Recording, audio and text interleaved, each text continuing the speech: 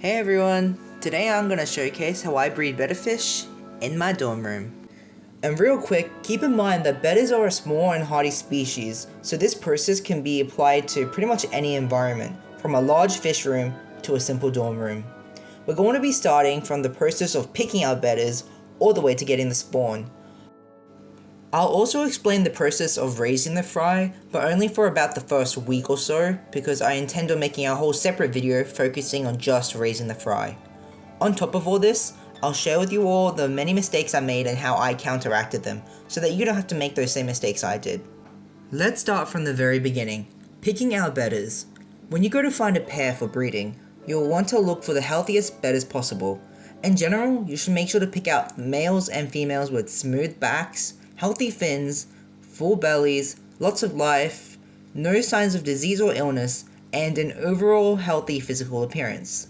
Apart from these aspects, you can just pick a male and female with the colors and finish that you want, and the pairs usually aren't too picky about the partners as long as you play your cards right.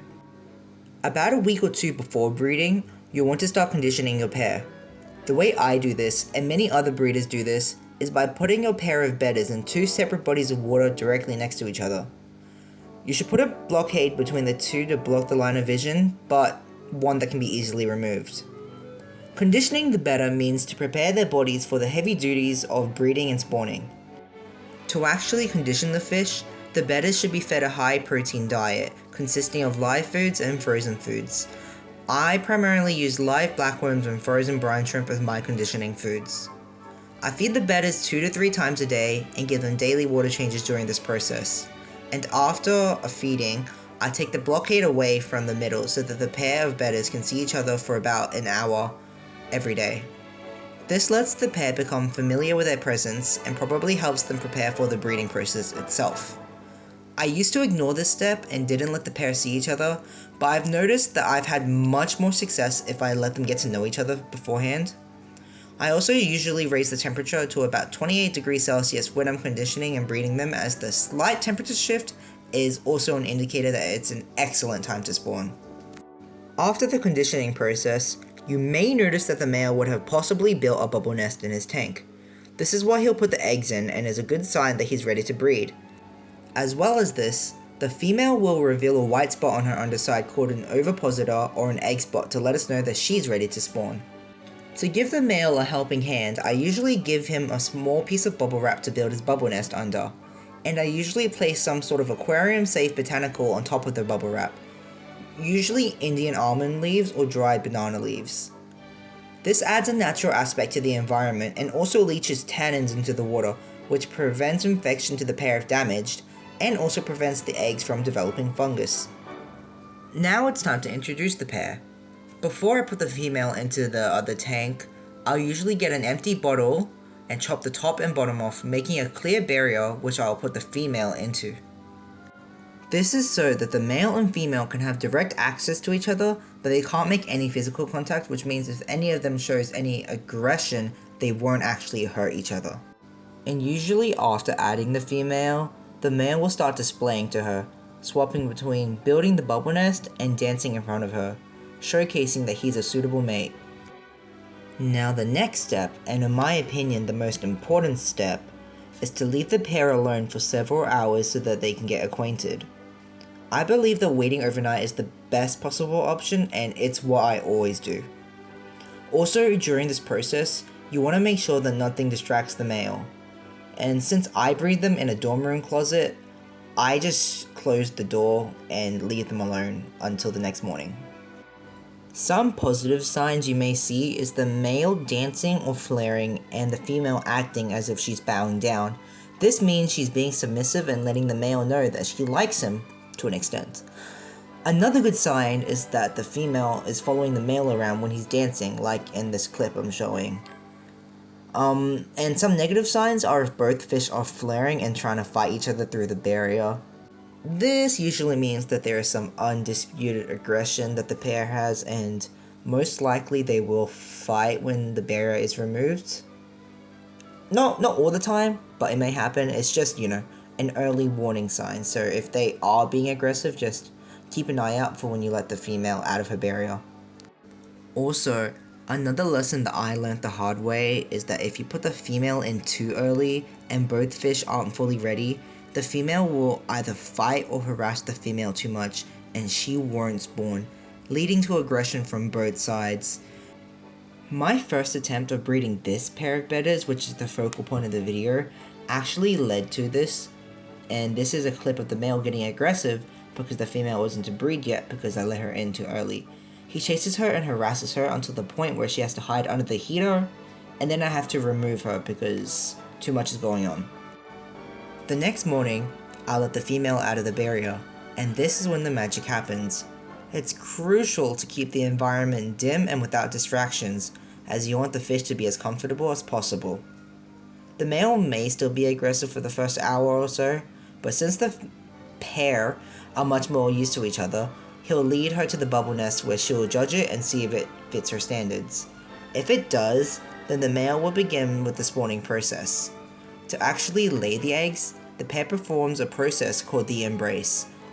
Usually I never get to see it in person because I'm never there for it, but for this pair I was lucky enough to capture the embrace right before heading out to uni.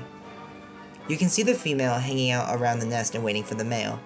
Then she'll go up to him, and they'll spin around until they find the position where they want to do the devil's tango. You can see the exact moment when the male and female finish, as the male clenches tightly around her. After this, the female, or both fish, will go through a state of shock, where they'll be motionless and just sink down to the bottom. And this is them resting from the intense lovemaking they just did. Shortly after, the male will go collect the eggs and place them up in the bubble nest while the female rests. I've heard that sometimes the female will help the male out, but I've never seen this in person myself. The spawning process can go for a while. I don't know how long this pair took since I was gone for the day, but previous spawns have taken anywhere from half an hour to nearly 2 hours. After the spawning is finished, the male will chase the female away, in which you can now remove her and let her rest. The male will now look after their eggs, and it's still a good idea to leave the tank dim and not distract him from tending to his fry. It's also a good idea to feed the female well since she just went through the pain of laying gosh knows how many eggs. And also you may notice that she may have some torn fins after the process. My female luckily did not have any damage at all. But it is normal to get some fin damage, and most of the times it will heal, although not always making a complete recovery. But even though the fins are damaged, the female will be fine, she'll still be healthy. Now that the female is out of the picture, the male will look after these eggs and the fry for the first few days. Usually the next morning after spawning, I'd expect to find most of the fry hatched and lingering as wrigglers. The wrigglers can't confidently swim yet, so they depend on their father to keep bringing them up to the surface for air. Don't feed the male at all during this process as he needs to focus on the fry. And after about 2 to 3 days, the fry should be free swimming. At this point, you can separate the male and give him a good feeding for his hard efforts. Congratulations, you now have a swarm of Betta fry. Now let's move on to taking care of the fry for the first week or so. At this point in time, the fry will be ready to take some food, but they can't really eat baby brine shrimp or any of those kinds of food yet. They will get there eventually, just not yet. I usually opt for a fry starter liquid food or a fry powder, but if you want to save like $10 or so, you can feed the fry some boiled egg yolk by crushing it into a powder in the water. The only issue is that it makes a large mess and fouls the water faster, so you'll have to do extra water changes. And I usually feed the fry in small portions about 3 times a day. Don't give them large feedings as their bellies are small, so food will just be wasted and may cause an ammonia spike, which will inherently put down all your fry. I give the Betta fry a daily water change of about 20 to 30% depending on the food I feed and how often. Also, an extra tip is to add a clump of plants to supply infusoria for the fry to chew on. Most people usually pick a moss of some kind, but I find that a clump of hornwort is amazing, as it has a lot of surface area, but is easy for the fry to get through, and it also floats, so the fry can practically just live in it. And it's so fast growing, so it really does help to keep the water clean. Anyways, the stage after this is moving on to other larger foods and separating the fry as they grow up. because I believe the older fry pick on the younger fry and kill them and eat them. Which, yeah, I guess it's a dog-eat-dog world. But anyways, that topic is for another day, as now the actual process of breeding the Bettas is over. This process takes an extremely large toll on the parents, and if you intend on breeding them again, give them a bit of time to cool off. I usually give them about 3 to 4 weeks, including conditioning. Anyways, that's how I breed Bettas in my dorm room. Bettas are an amazing species, and their bubble nests are so unique and cool. There are many other species, such as gouramis, which breed pretty much the exact same way as Bettas, but, I mean, it's a Betta fish, you know. They're iconic. Also, I believe a certain type of catfish, the Hoppler catfish, also are bubble nesters. I'd love to give that a try someday.